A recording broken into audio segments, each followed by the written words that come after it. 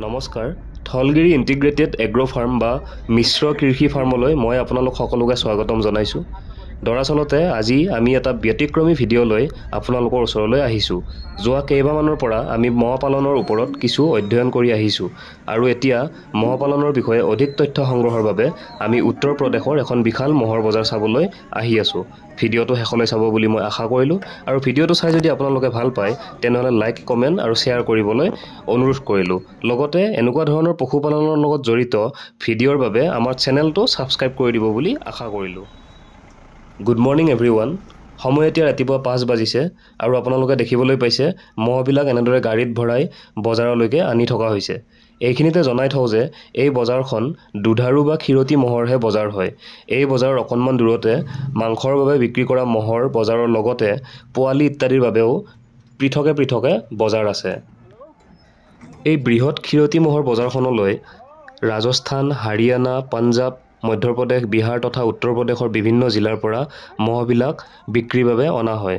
শ গাড়ীৰে এই মহবিলাক ইয়ালৈকে অনা হয়। ৰাতিপুৱা 4 বজাৰ পৰা দুপৰীয়া প্ৰায় 12 বজালৈ গাড়ীবিলাক আহি থাকে। এইখিনিতে মই আপোনালোকক জনাব বিচাৰিম যে মহ পালন আৰু গাখীৰ উৎপাদনত ভাৰত পৃথিৱীৰ ভিতৰতে শ্ৰেষ্ঠ দেশ হয়। পাঞ্জাৱ, হাৰিয়ানা, গুজৰাট, মধ্যপ্ৰদেশ তথা উত্তৰ প্ৰদেশ অন্য ৰাজ্যৰ তুলনাত উন্নত বা আগবঢ়া।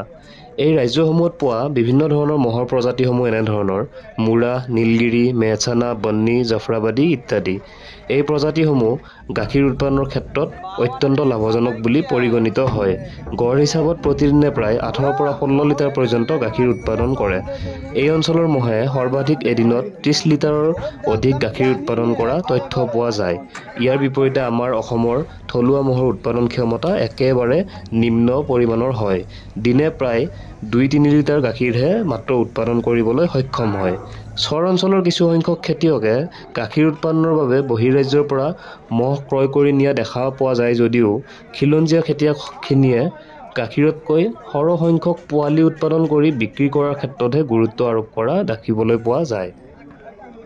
যিহেতু অসমৰ জলবায়ু মহৰ বাবে সুষম তথা মহৰ ৰোগ প্ৰতিৰোধ ক্ষমতা গৰুৰ তুলনাত বহুত বেছি, গতিকে দুগ্ধ উৎপাদনৰ ক্ষেত্ৰত গৰুৰ বিকল্প হিচাপে মহ নিশ্চয় গ্ৰহণযোগ্য বা লাভজনক। ইয়াৰ উপৰিও মহৰ গাখীৰত শতকৰা ফেট গৰুৰ গাখীৰৰ তুলনাত অধিক, গতিকে মহৰ গাখীৰৰ মূল্যও অধিক। তাৰোপৰি বৰ্তমান সময়ত বিভিন্ন কাৰণত গৰু বিক্ৰী কৰি উচিত মূল্য পোৱাৰ পৰা কৃষকসকল বঞ্চিত হৈ আছে। কিন্তু মহৰ বিক্ৰীৰ ক্ষেত্ৰত তেনেধৰণৰ কোনো বাধা দেখিবলৈ পোৱা নাযায়। সেয়েহে উচিত মূল্যও পোৱা যায়। ইয়াৰ পৰা আশা কৰিব পাৰি যে আগন্তুক দিনত অসমতো মহ পালন এটা লাভজনক ব্যৱসায়লৈ ৰূপান্তৰিত হ'ব। আমি আজি এই বজাৰলৈ আহি বিভিন্নজন ব্যৱসায়ী আৰু কৃষকৰ লগত কথা পাতিলোঁ। তেওঁলোকৰ পৰা মহ পালনৰ বিষয়ে বহুতো তথ্য আহৰণ কৰিলোঁ। খাদ্যৰ ফালৰ পৰা এই অঞ্চলৰ মহ বিশেষ ব্যতিক্ৰমী নহয়। আমাৰ গৰুৰ দৰে কেঁচা ঘাঁহ, খেৰ, চাপৰ আৰু অন্যান্য সহজলভ্য দানাই ইহঁতৰ খাদ্য। মহবিলাকৰ মূল্য ইয়াৰ প্ৰজাতি, দেহৰ গঠন আৰু দুগ্ধ উৎপাদনৰ লগত প্ৰত্যক্ষভাৱে জড়িত। বজাৰখনত মহৰ মূল্য 60,000ৰ পৰা প্ৰায় 1.5 লাখ টকা পৰ্যন্ত দেখা গৈছে আৰু আমাৰ অসমলৈ নিব বিচাৰিলে যাতায়াত আৰু অন্যান্য খৰচসমূহত 20,000 টকামান অধিক বহন কৰিব লাগিব। আমিও আমাৰ ইণ্টিগ্ৰেটেড ফাৰ্মখনত মহ পালন অন্তৰ্ভুক্ত কৰিবলৈ অত্যন্ত আগ্ৰহী আৰু আগন্তুক দিনত আমাৰ ফাৰ্মতো এনেধৰণৰ উন্নত প্ৰজাতিৰ মহ অন্তৰ্ভুক্ত কৰিম বা পালন কৰিম বুলি আশা ৰাখিলোঁ। পশুপালনৰ লগত জড়িত যিকোনো তথ্যৰ বাবে আমাৰ চেনেলটো ছাবস্ক্ৰাইব কৰিব আৰু যদি যোগাযোগ কৰিব বিচাৰে তেনেহ'লে আমাৰ ফোন নম্বৰ ডেছক্ৰিপশ্যনত উল্লেখ কৰিছোঁ। ইমানতে আজিৰ ভিডিঅ'টো সামৰণি মাৰিব বিচাৰিছোঁ। ভিডিঅ'টো চাই কেনেকুৱা পালে কমেণ্ট কৰি জনাব আৰু লগতে লাইক আৰু শ্বেয়াৰ কৰি দিবলৈ একেবাৰে নাপাহৰিব। ভিডিঅ'টি চোৱাৰ কাৰণে মই আপোনালোকক বহুত আন্তৰিক ধন্যবাদ জনাইছোঁ।